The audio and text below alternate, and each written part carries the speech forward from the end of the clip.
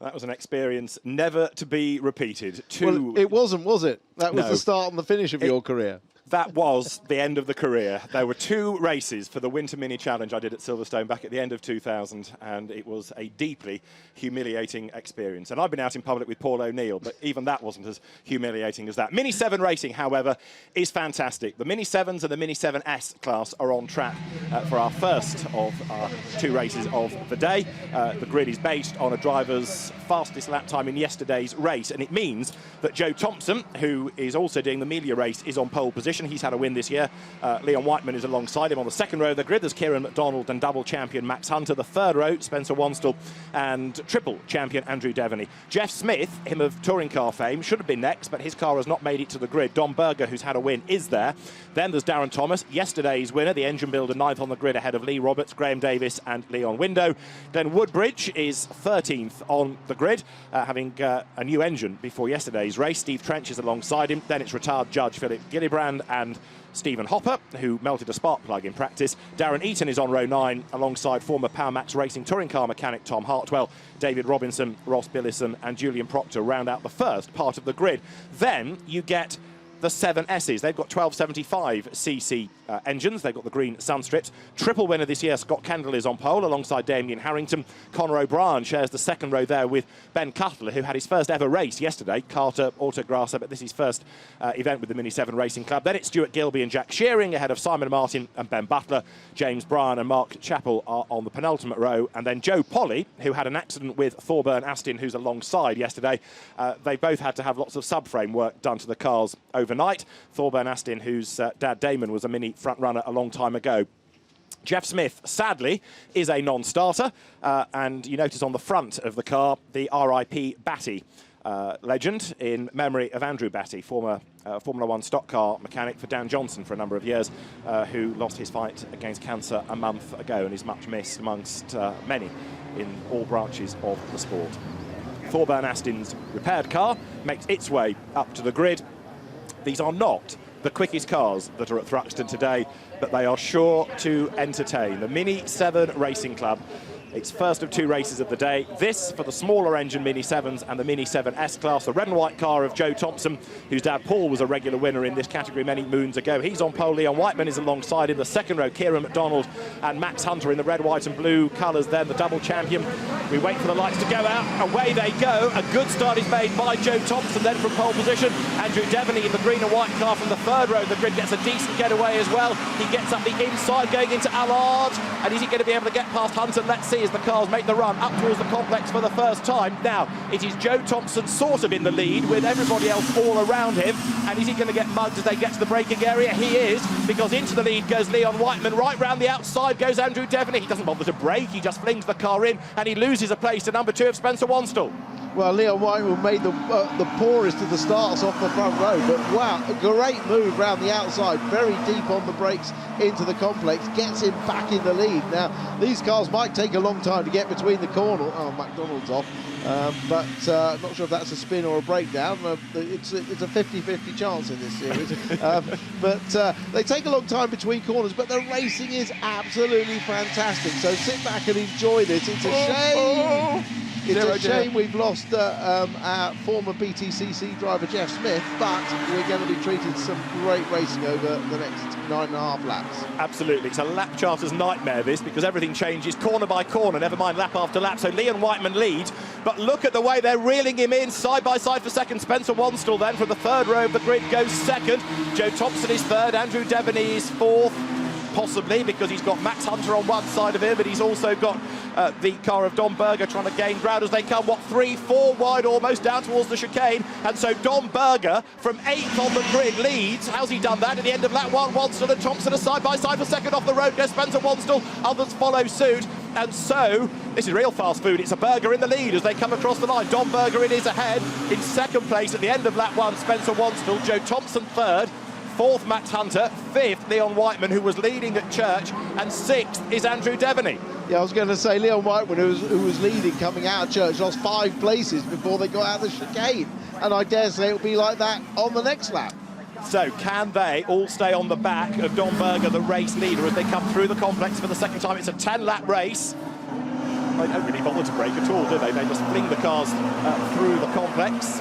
Then Woodbridge goes through, 12th, a former Superstocks racer. He gave up on his Superstocks career after he had a huge accident and broke his back, so he went hot rodding and then into minis. You'll see him in number 39 heading that sort of next wave of cars, the blue car in 12th place. Now the 3 leaders have broken away, that's unheard of. So you've got at the moment Berger just ahead of Wanstall, and then up into 3rd place is Max Hunter. 4th on the inside line goes Leon Whiteman. Joe Thompson in the red and white car, standing his ground on the outside. Now a dive to the inside from number 20. Look, the green car dives through on the inside of Darren Thomas, who was yesterday's race winner. Andrew Devaney in 77 goes through on the inside line as well. Fantastic stuff, this. This is absolutely great racing, and these are on treaded tyres, which is why you see them moving around. Only 1,000cc engines, but they move around a lot, and so there's an awful lot of driving technique required. And, well, they're lapping some 23 seconds a lap slower than the touring cars. But they are giving great racing. Here they come. Look, they all bunch up again at the chicane, and it is going to be Don Berger who will lead for 2 laps in a row. And Max Hunter, I think, has got a problem. He's off the road in the Selvitude car number 1. Look, and Max Hunter, I fear, is heading for the pit lane as the leaders go by. So now Don Berger, Spencer Wanstall, absolutely together. 0.147 of a second covered them. There they are. Then in 3rd place, Darren Thomas, yesterday's race winner. And then the gap has opened up between the top 3, and Andrew Devaney, 4th, triple champion. There he is in the green and white car in 4th place, breaking now for the complex. Well, Darren Thomas has come through really well. He was actually down in 5th or 6th place on that last lap, but he had a really good lap, and he's flown up to these front 2 and looks to have the fastest car of the 3.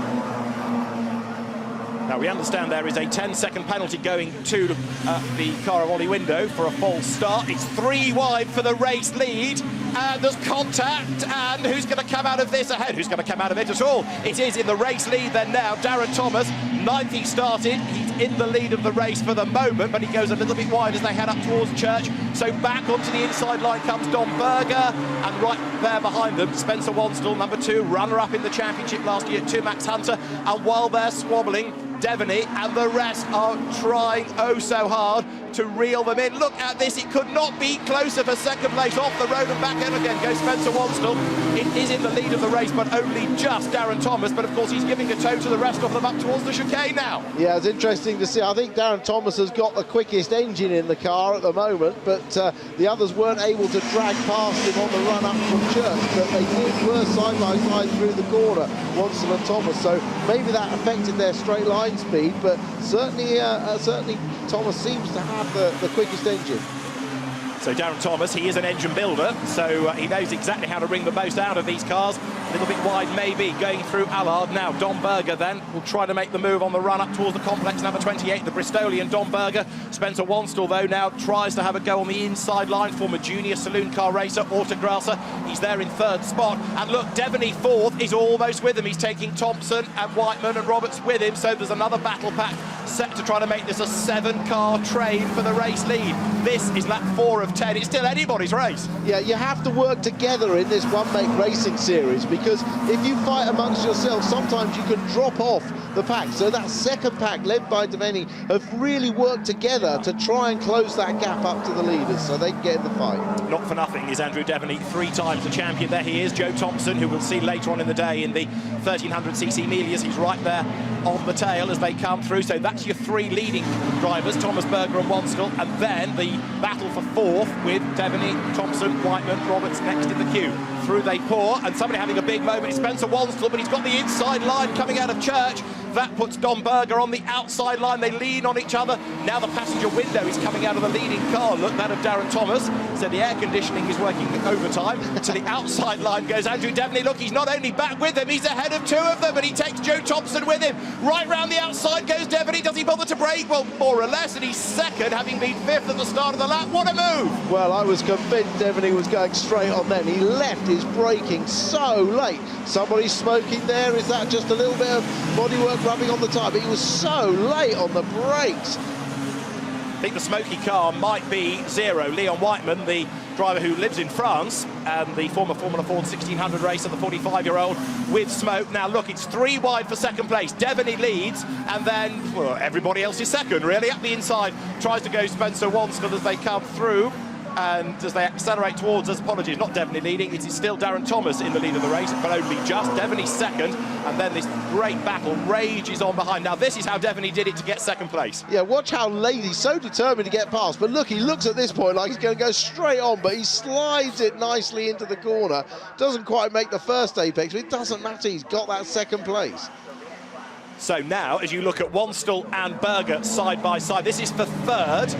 On the inside line is Spencer Wanstall, on the outside line is Don Berger. It is still Darren Thomas in the lead of the race, but of course nobody can give him a tow. Everybody else can benefit from the car ahead. So what you don't really want to be doing is leading on that last lap. So we're going to have 8 exciting laps, one where it's a slow bicycle race as everybody tries to drop into 2nd place, and then it'll all kick off again on the last lap.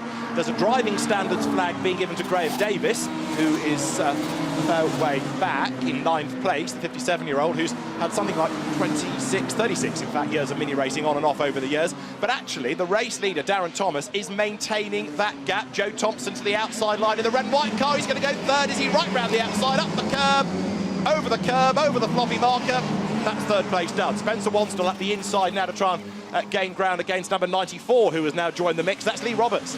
Yeah, Leon Whiteman at the back of that group. The smoke is getting worse and worse, and it is, as you see there, actually coming out of the exhaust. So that's not a good sign, I'm afraid, for that car. So the race leaders are on to lap number 6 out of the 10. And it is Thomas, Devaney, Thompson, Berger, Wanstall, Roberts, in any order you care to look at any given corner. Thompson is there, look, ahead of Spencer Wanstall. But the other one that's creeping into the mix, as I say, is number 94, Lee Roberts, in the orange car, who's about to lose out, is he? Because round the outside of him, smoke or not, goes Leon Whiteman, who is not giving up. I paid my entry fee, I'm going to race until this goes pop. And he's still got the speed. He's going to be shown the meatball flag, I'm afraid, the mechanical warning flag. The smoke is getting worse, but Leon Whiteman's pace is not being unduly effective.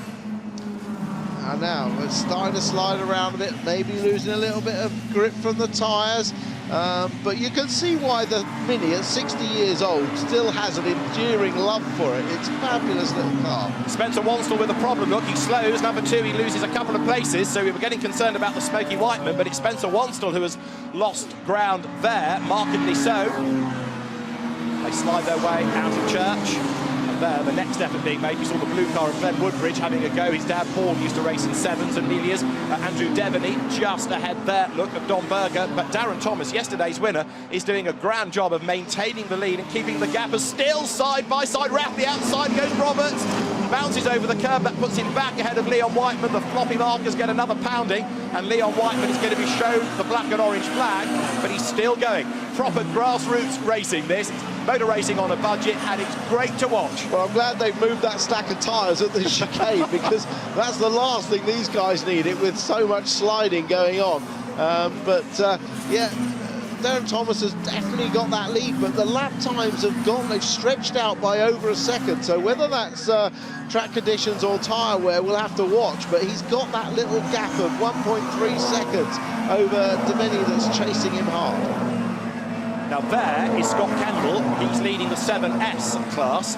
So he was on that second grid. He has been unbeaten this season, has Scott Kendall, and he's now up into 7th place overall. So going very, very well indeed. Former mini stocks racer, stock rodder. He's done super mighty minis and then came into the Mini 7 Racing Club. A second, third and fourth battles on. Now Tim was making the point earlier, you need to work together. They haven't done that for a few laps, and that's why that gap is up to 1.3 seconds. They're running out of time if they're going to get back onto terms with Darren Thomas. Yeah, Jo Polly's running in the S class as well. She's actually in 1, 2, 3, 4, 5, 6th place in the class, having not really, not completed a lap of yesterday's race because she was in her first lap incident, but she's going well. There she is in the pink car.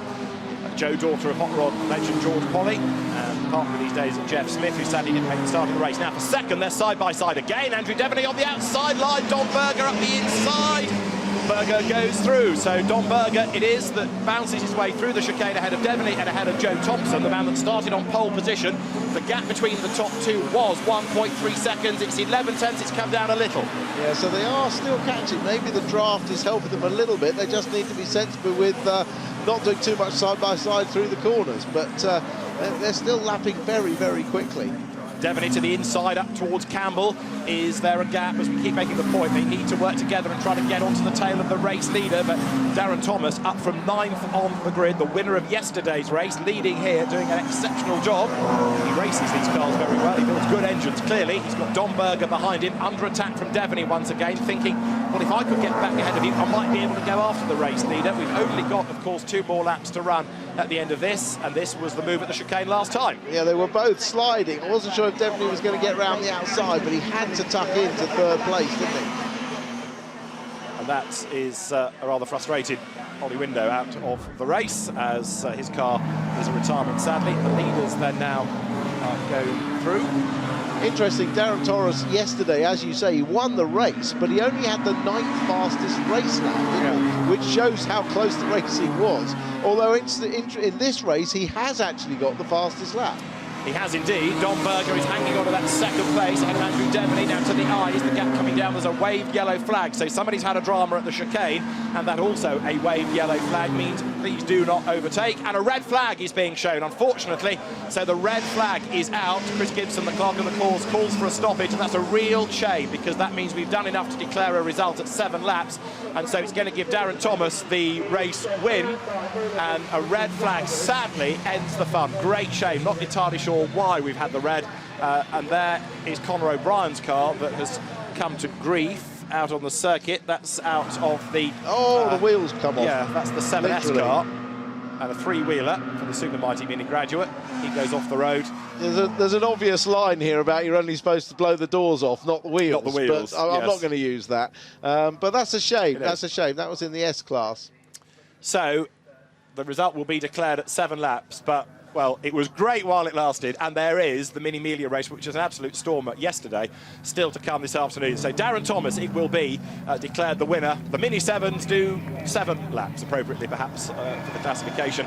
And Darren Thomas it is that wins in the end by 11 tenths, which it was after the 7th lap. So excellent drive from Darren Thomas up from the 5th row of the grid, Tim. And he becomes only the first person to win more than one race, because so far the first 3 races, 2 at Croft and 1 here yesterday, were all won by different people. So he will take the championship lead, I think, but he will. He's the first person to win 2 races. Within the 7 category, absolutely right. So Scott Kendall has been the dominant man in the 7Ss, but yes, from Joe Thompson and Don Berger winning at Croft, Tim's absolutely right. Darren Thomas does the double then here at Thruxton after an excellent drive yesterday and a really impressive run. Just managed to maintain that gap, and again, you never know, do you? Because if they were thinking about a last lap bid, well, that red flag was there to prevent it. So it's a shame we don't restart, but Darren Thomas doing the right thing, pushing early on to try and build that gap, and it does him proud. 2nd place going the way of Don Berger, Andrew Devaney for 3rd.